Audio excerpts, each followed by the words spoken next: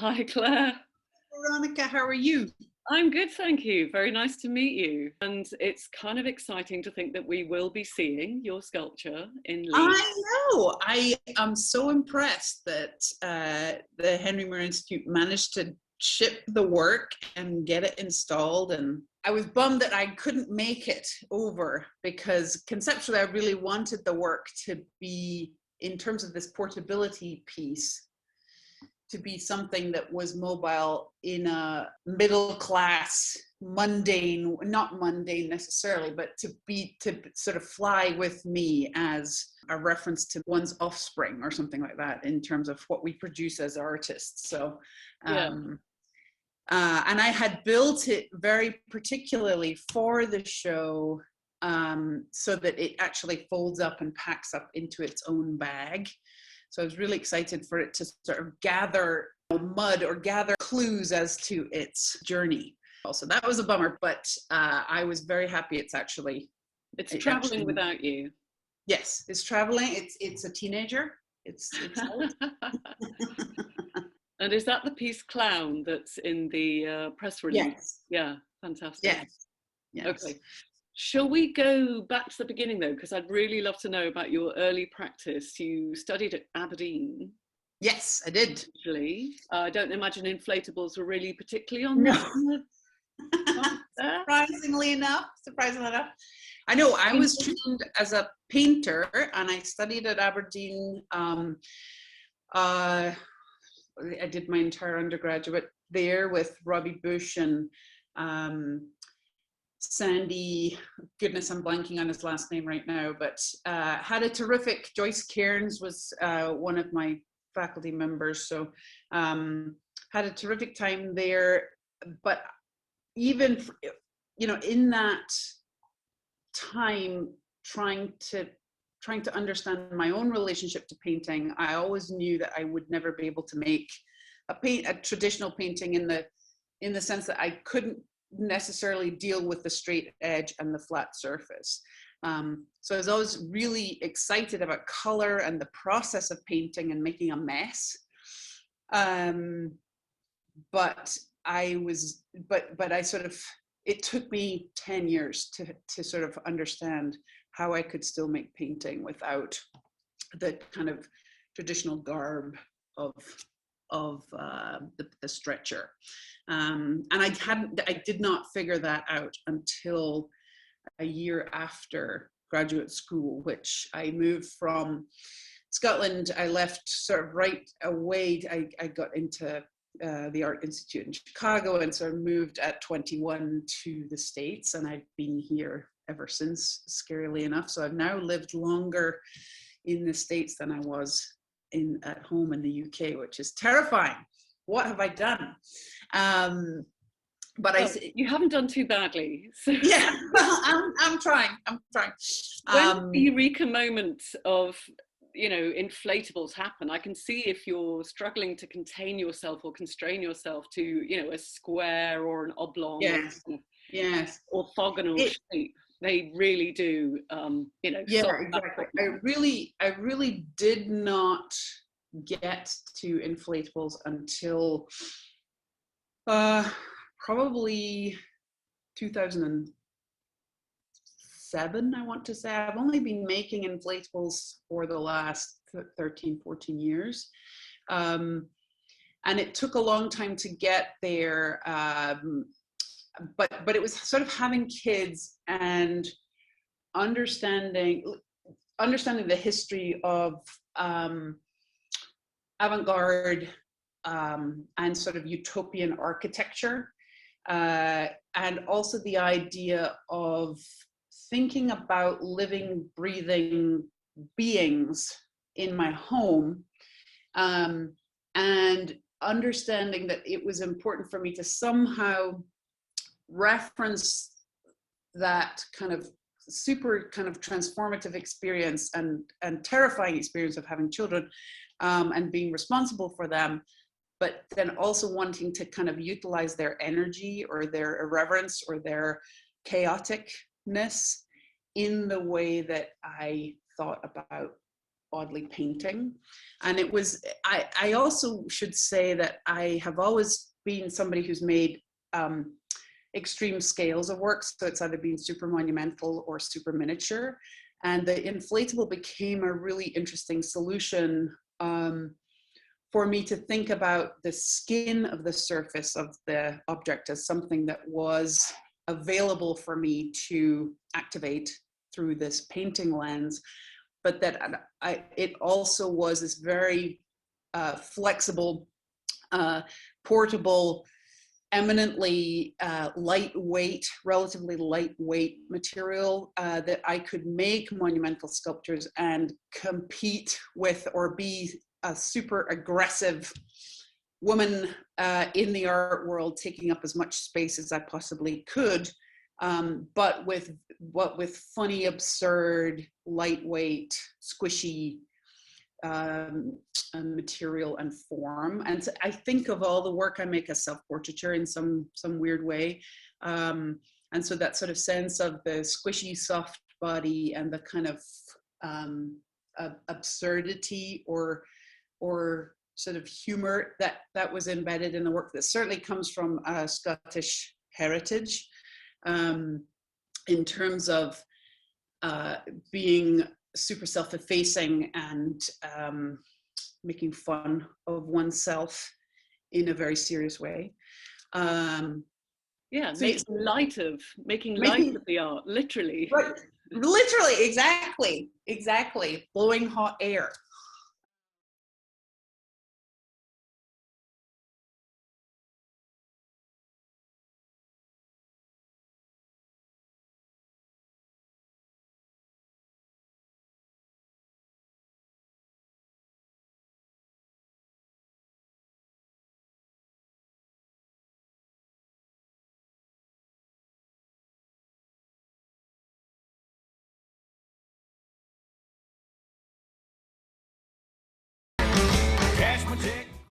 I also taught an inflatables class with a colleague around the same time.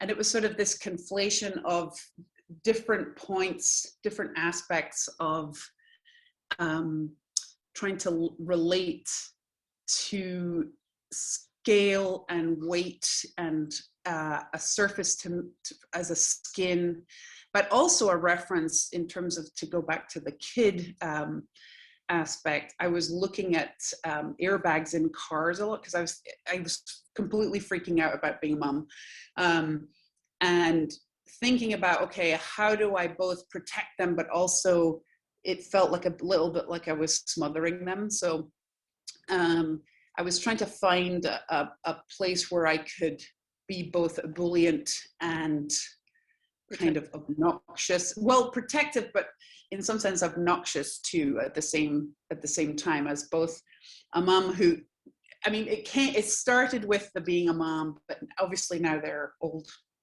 older.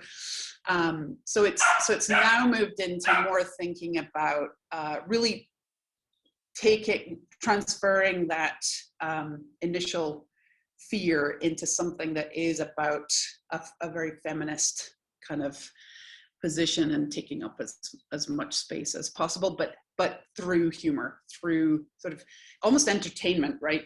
I'm not one of these artists who's scared about the word entertainment. I sort of feel like that's a really important access point for people who maybe aren't trained as artists or don't know much about art to get pulled in and have a conversation about what contemporary art can be. And so humor becomes one of those major access points. Theater or entertainment becomes one of those access points. Color obviously is a massively important kind of aggressive access point that I use in the work. And I really do think of color as sort of being linked to the genetic makeup of human beings, right? It's something that we know we have to pause and pay attention to. So it's something that either is about danger or it's about pleasure. So procreation or existential death. So I like, even though that they're silly things, they also, I hope that they have sort of coded into them deeply a sense of attention somehow. Definitely, from the ones I've seen, there's a real sort of sensuality, something very joyful and Yes. exuberant about the colours that you use.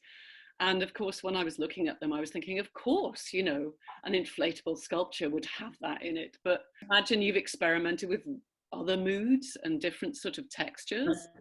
Yes, I've done a lot of work with a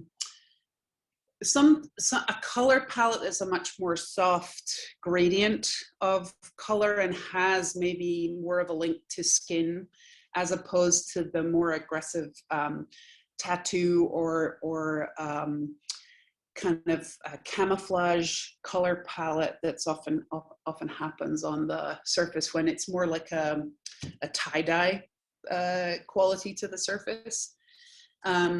So I like that they have, but they are fairly consistently, I think, linked or read as having an uncanny, hopefully uncanny relationship to figure somehow. And so when it's the skin tone, obviously it has more of a relationship to a physical body, but when it's a camouflaged object, it reads more like as either as a tattooed body or as a camouflaged animal body with those appendages kind of linking to sometimes more animistic and sometimes more abstract figurative points. And then I've also made a very dark surface, almost black, very textured surface in a collaborative project I did with a colleague that started me down that pathway. But I like that then there's a sense of a boulder, right, or a rock formation that also comes into play, which is part of my kind of super geeky sci-fi intrigue as well. That's that sort of sense of all sorts of different types of beings or bodies or organic organisms that might hold secrets in their interior somehow. I'm also curious to know about techniques and materials. I mean, what was there much of a kind of world of inflatable sculptures for you to tap into, or have you pretty much had to make it all up as you go along? I mean, I have pretty much made it up. I use very actually low tech processes because most artists working with inflatables, Paul McCarthy being one of the most famous, are sending the plans and the designs to China to have them, and they have them fabricated by somebody else. I'm one of the few people who's actually building them myself in the studio.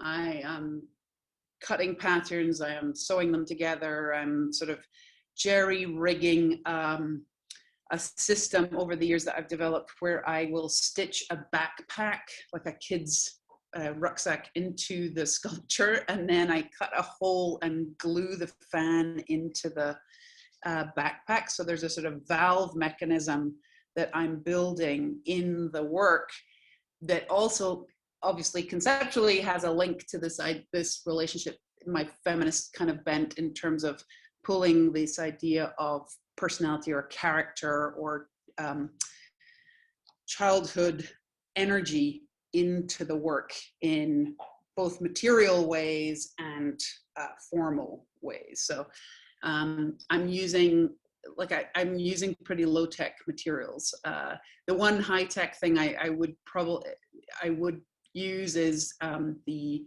PVC coated ripstop nylon, which is more like tent material or a raincoat material. But I'm still just using a straight stitch with the sewing machine. I'm not sealing anything. I like that these objects are constantly breathing. So that sort of idea of the inhale and the exhale is really important for these objects to kind of exist in the world, and that when they get disconnected from the grid, they and from that sort of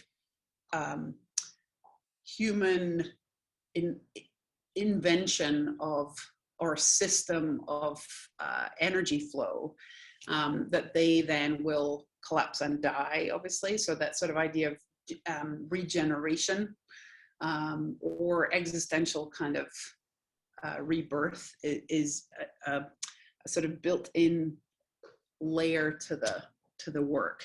And so putting them on timers, I've done that in a couple of shows, and the show I was in at the Tetley Gallery in Leeds a couple of years ago that Sarah Kate Wilson curated was exciting because it was really the first time that I had put them two pieces on a timer together, so that it sort of melted into one another and then rose back up again. So there was this sort of like symbiotic sort of organism or connection to another organism that I really like in terms of thinking about what is at its most basic, our human instinct, right? So that sort of a priori need to be connected to another person. That is before sort of social coding or training as human beings. So so that was interesting that I could then have that embodied in the way that the work was seen and understood in the gallery. It was on a timer, I think it was off for 15 minutes every hour. So it wasn't exactly a consistent like living, breathing, which I would love to get to eventually, but there was a state where if you were in the gallery at a certain stage, you would see it slowly deflating and then slowly reinflating. And all the more magical if you're not expecting it. Yes, exactly. Where it's happening, you kind of know right. what it's getting. If you're just standing there and it happens, that's kind of magical.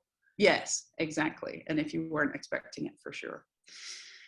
But there is a kind of magical quality to inflated things, to especially when they have that sort of shiny, sort of rubbery, skin-like sort of skin-like surface. Yeah, I mean, I think the idea of the just the vibrating membrane, it's like it's such a basic, like we recognize it as ourselves somehow, and that sense of like that I really draw upon.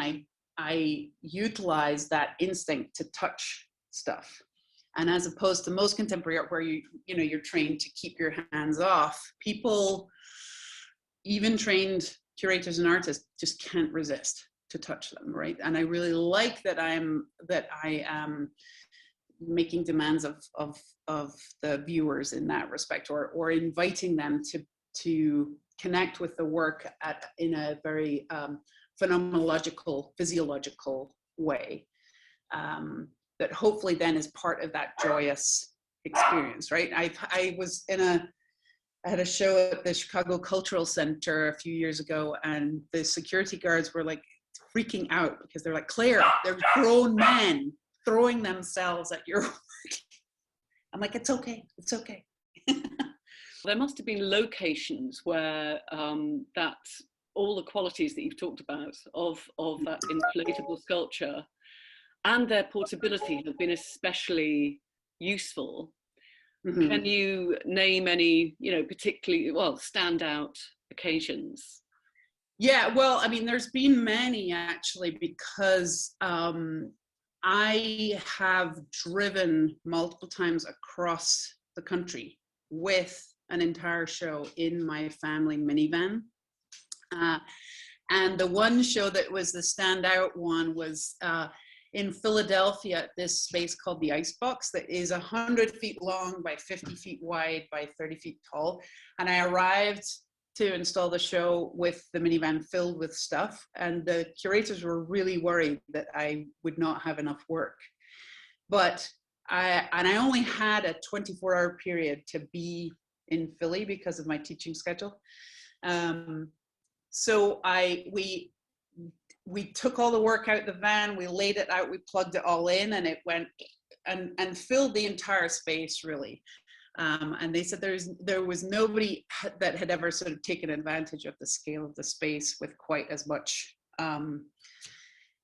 certainly with as much alacrity, right, in terms of speed of install, but also just in terms of really filling the space in such a dramatic way. And that is by its nature the ability of an inflatable. The biggest piece I've made to date was in a show at the Museum of Contemporary Art in Jacksonville, Florida, in their atrium project, and it was a 40 feet tall atrium space, and again I made 2 large lobes of a form. And the problem for me was my studio space is quite small, and it's in our backyard, and I was not truly able to see what I had made until I was able to inflate it out in a field before the show.